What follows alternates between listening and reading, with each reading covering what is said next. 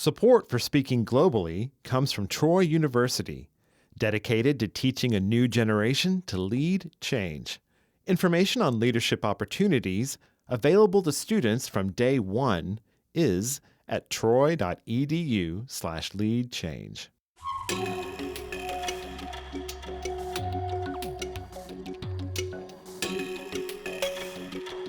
From Troy Public Radio and Troy University in partnership with the Alabama World Affairs Council, this is Speaking Globally, and I'm Walter Givhan.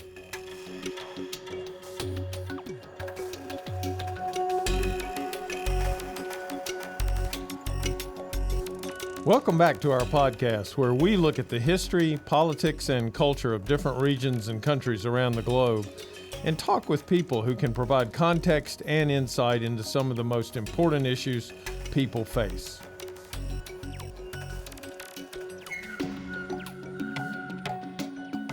There is no more pressing issue in the world today than the situation with Russia and Ukraine, as Russian forces mass on the border with Ukraine and threaten a military invasion and takeover if their security demands are not met by concessions from NATO and Western countries.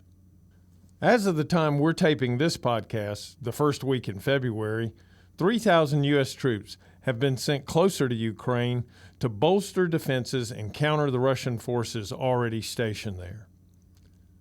Last month, President Biden spoke about the situation and about sanctions Putin and Russia could face if they choose to invade Ukraine. He's never seen sanctions like the ones I promised will be imposed if he moves, number one. Number two, we're in a situation where Vladimir Putin is about to, we've had very frank discussions, Vladimir Putin and I, and the idea that NATO is not going to be united, I don't buy. I've spoken to every major NATO leader. We've had the NATO-Russian summit. We've had the OSCE has met, etc. And earlier this week, President Putin responded in a press conference of his own as NPR's Moscow correspondent Charles Maines reported on All Things Considered. In comments to reporters at the Kremlin, President Putin repeated what his ministers really have been saying all along, that Western powers had thus far ignored key Russian security demands regarding NATO's expansion eastward and into Ukraine in particular. But Putin had a new line of argument. Представим, что Украина страна НАТО и начинает эти военные операции. So here Putin is saying, let's assume Ukraine becomes a part of NATO and tries to forcibly retake Crimea. What are we supposed to do then, said Putin, go to war with the NATO bloc? And so it is with this standoff at the border that we start our conversation today.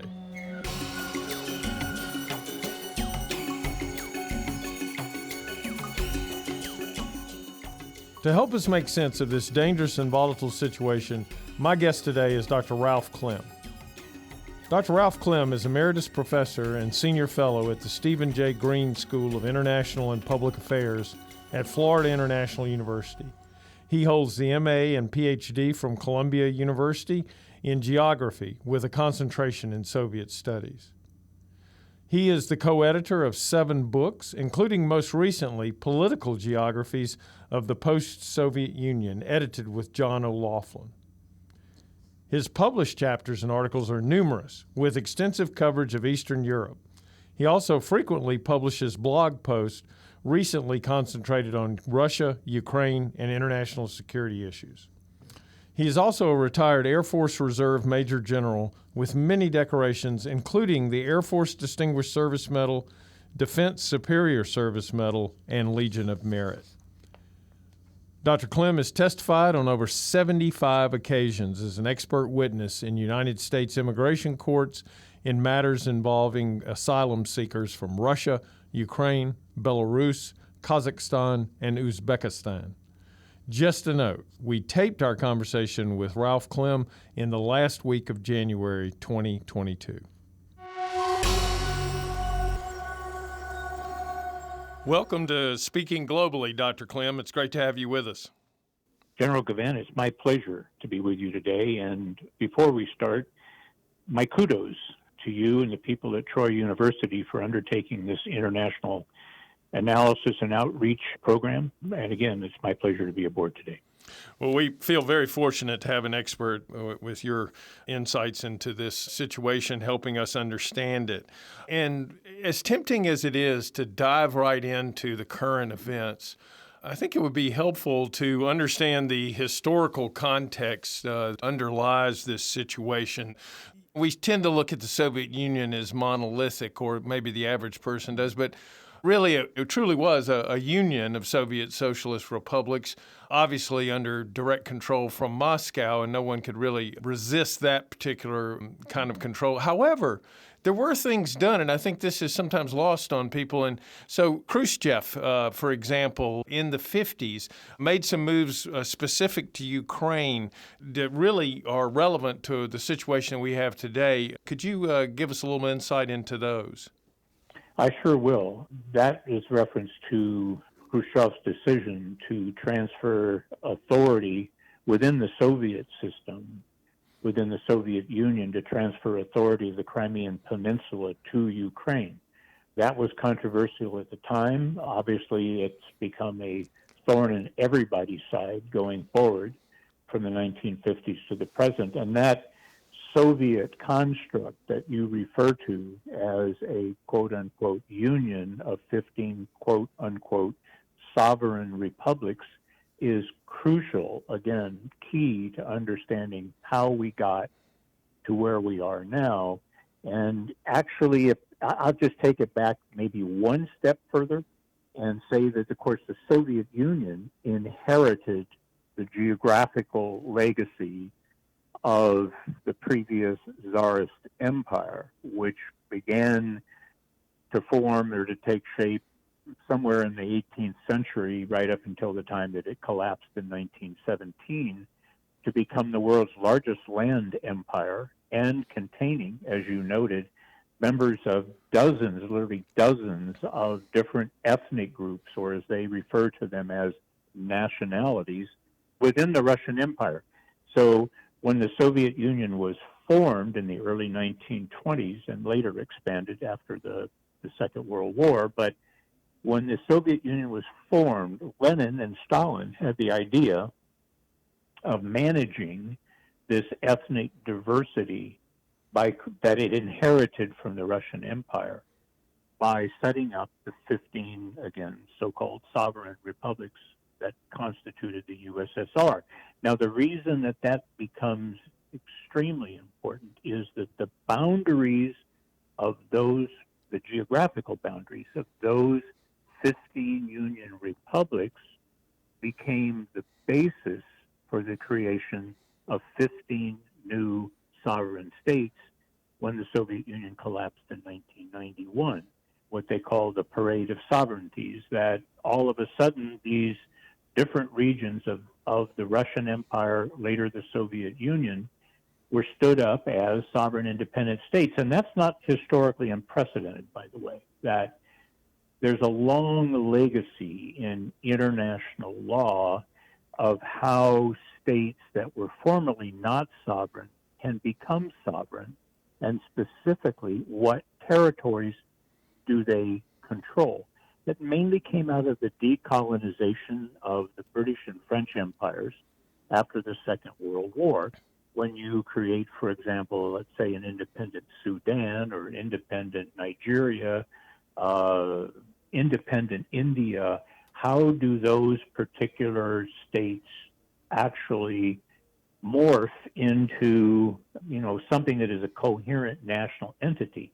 And that has proved problematic everywhere. I mean, the civil wars, internal strife, that is a legacy of that kind of decolonization format from colony to state within the same borders. That's exactly what happened in the Soviet Union. In the aftermath of its collapse, all of a sudden now you've got these 15 new countries, but the borders that they are constituted in were the same borders that the Soviet Union had internally, the 15 union republics. So those borders were never meant really to be sovereign states. They were, as you noted, they were meant as a management tool by which the communist leadership could make sure that these different ethnic republics remained under their control. And of course, ultimately, that backfired.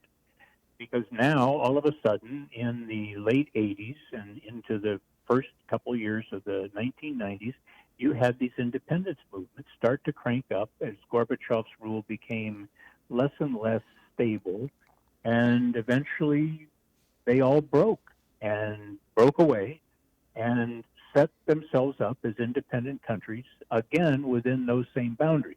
There really is a sense of an independent identity still.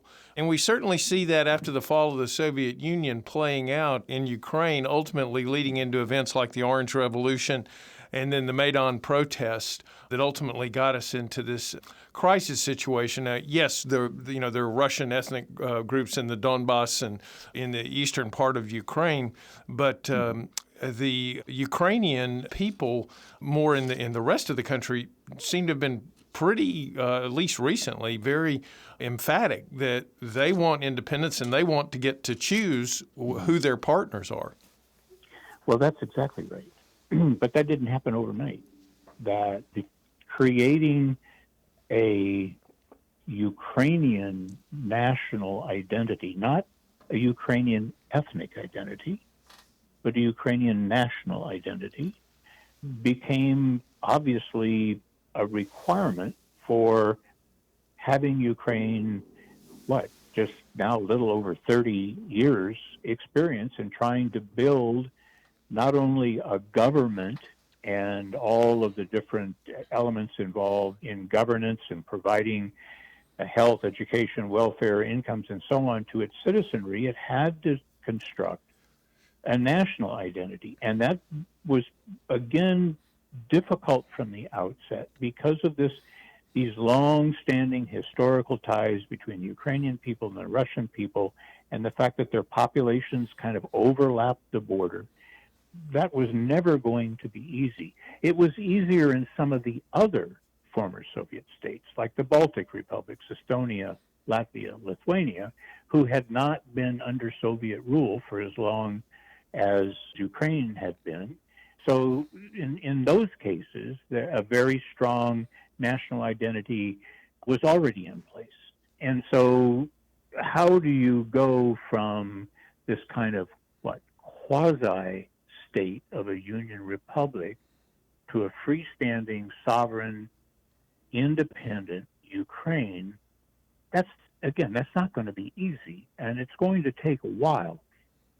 The problem being that the Russians were never comfortable with Ukraine being a full-up sovereign national state to begin with, because they see Ukraine as either, in Putin's view, Russian President Vladimir Putin's view, that Ukraine has always, quote-unquote, been part of Russia, together with Russia, sharing a kind of a common geographical space. That's not necessarily true, but the point is that that's the logic that the Russians are operating under. Now, let me go back to the Ukraine, let's call it state-building aspect. I mean, again, how do you stand up all of the different parts of governance and establish political legitimacy in that country?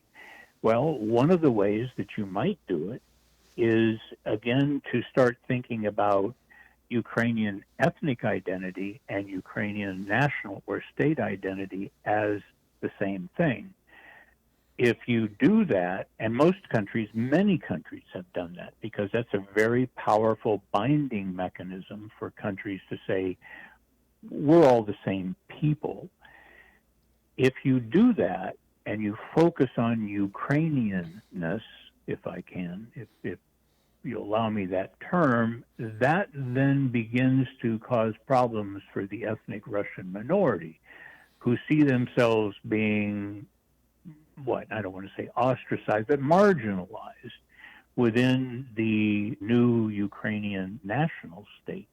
That becomes problematic. Let me also say that in this kind of beginning maturation process, as the Ukrainian national state begins to mature, there's a very strong generational divide in place.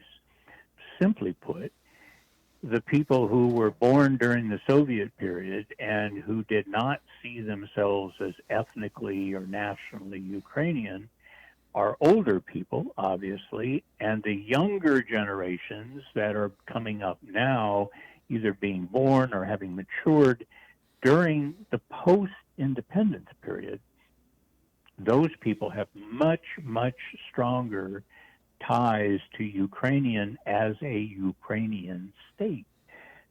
We obviously saw the protests in 2014, then the desire to really look west toward the European Union and to partner with the European Union, which the events associated with that in general obviously precipitated Russian action, both in terms of the seizure of Crimea and then the irregular forces in the Donbass, giving us a frozen conflict there.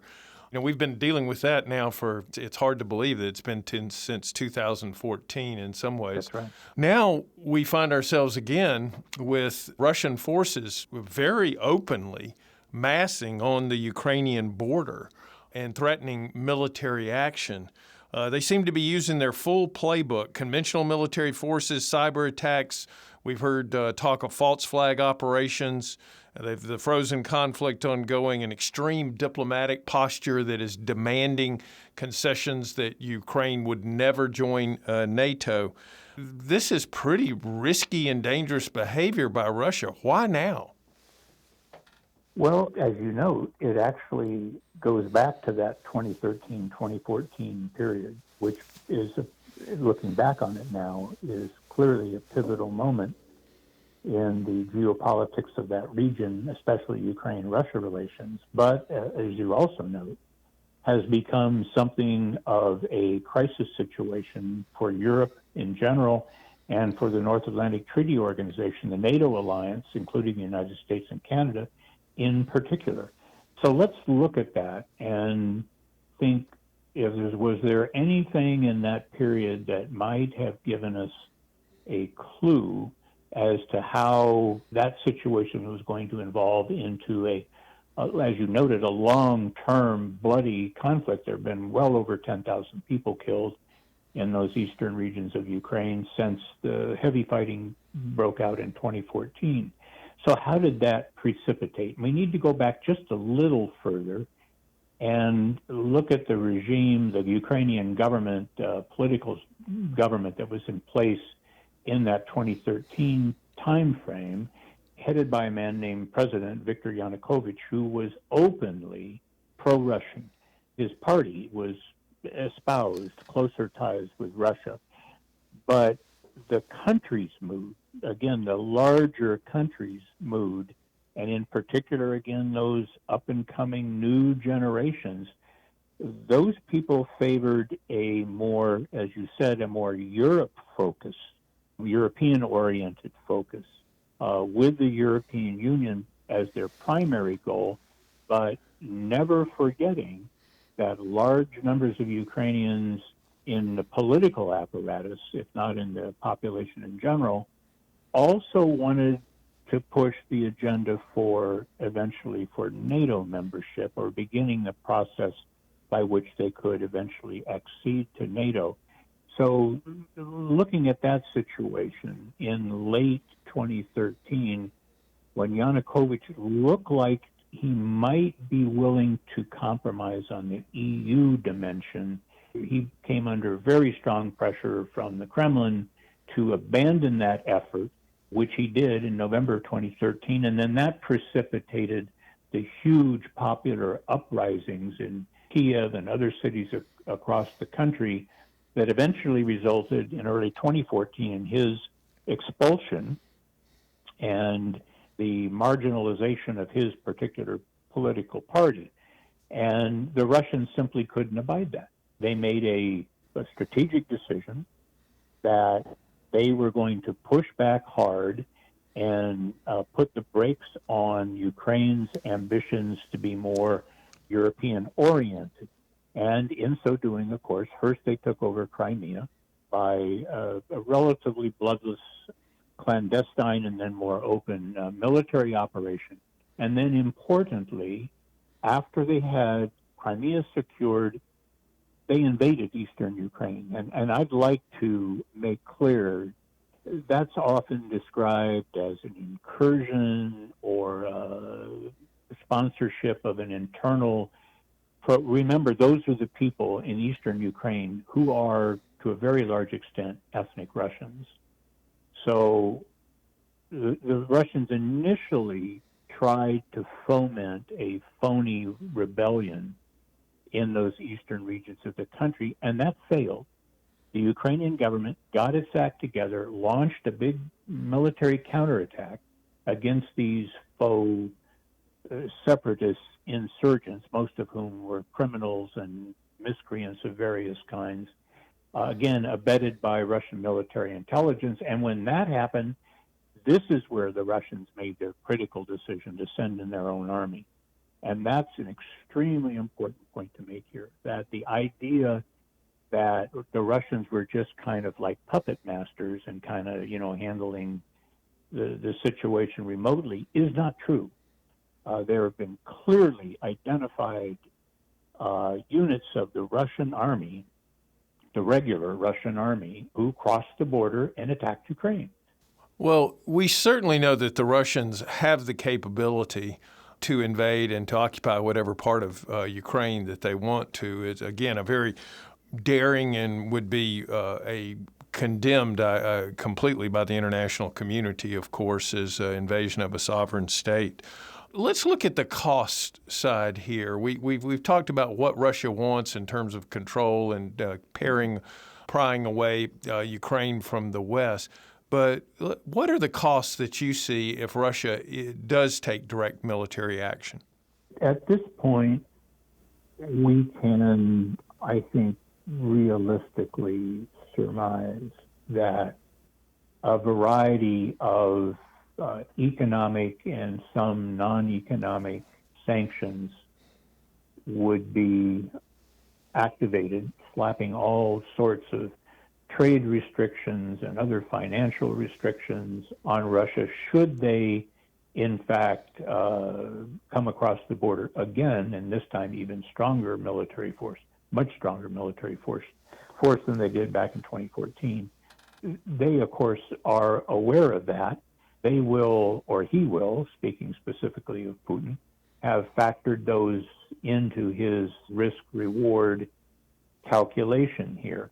The extent to which that would actually work, that the sanctions would actually work, is really not clear at this point, and the reason being that some members of the NATO alliance are not enthusiastic about essentially rupturing the relationships with Russia, in particular with regard to the supply of energy, specifically natural gas, most importantly, to some of those NATO member states, especially as things are developing, especially in the case of Germany. So President Biden alluded to that in his press conference, that it's not really clear what level of punitive measures the alliance and its member states would undertake should Russia invade, and then the idea that those responses to Russian military action might be in some way dialed up or dialed down, depending on just exactly what the Russians did. Did they launch a small punitive raid, or did they send 150,000 troops into Ukraine and seize the eastern one-third of the country? And everything in between, all the options in between, cyber attacks and other sorts of clandestine operations in Ukraine. What would we do if they did that? What would we do if they, again, launched a relatively small military incursion? And then what would we do all the way up to if they sent the whole kit and caboodle into Ukraine and basically took over a large part of that country? We don't know. Well, I think the question a lot of us are contemplating, is there a way out, and what might be that way out? There might be. As the strategic analysis people say, there might be an off-ramp. I'm not sure that it would, in fact, be a long-term real solution, but there are means by which the two sides could at least agree that they have to understand each other's strategic concerns. And I've put this idea out there before at the risk of sounding like an appeaser. All of that military activity that I referred to before, and the fact that it is ramping up steadily over time with, both the Russians and NATO beginning large-scale military exercises. The president and the senior national security staff apparently met over the weekend and decided that they would present the president with options to enhance U.S. forces in the European theater, either by bringing in other troops and aircraft and naval vessels from the U.S. or by encouraging our NATO allies to again begin taking this threat more seriously, which they are, many of them are. It raises again the possibility that we might be in a situation where an inadvertent incident of some kind, like a mid-air collision between a Russian aircraft and a U.S. NATO aircraft, those kinds of things can spiral out of control very, very quickly. So the question would be, is there anything that we could talk to them about that they would be interested in doing to reduce this very high operational tempo that we see right now, and to use the military term with which you'll be familiar, to deconflict the sorts of military activities that are going on now, to avoid these kinds of potential mishaps, and at least be talking to each other. As two veterans of the Cold War, this has been all too familiar a conversation. I keep going back to sitting alert at Bitburg, Germany in my F-15 and scrambling when someone would come across the inter-German border. I'm afraid we're back to those kind of days. Dr. Clem, this has been a great conversation. I very much appreciate your sharing your insights today. As we've said throughout this, it's a fluid situation. I know we're going to have an opportunity to follow up on it, and we look forward to chatting with you again soon about the situation. And I likewise look forward to that. And again, thanks for having me on. I really appreciate it. My guest today has been Dr. Ralph Clem, Emeritus Professor and Senior Fellow at the Stephen J. Green School of International and Public Affairs at Florida International University. Our podcast is recorded in the studios of Troy Public Radio on the Troy University campus and is produced and edited by Kyle Gassett. I'm Walter Givhan, and I look forward to talking with you again soon on Speaking Globally. Support for Speaking Globally comes from Troy University, dedicated to teaching a new generation to lead change. Information on leadership opportunities available to students from day one is at troy.edu/leadchange.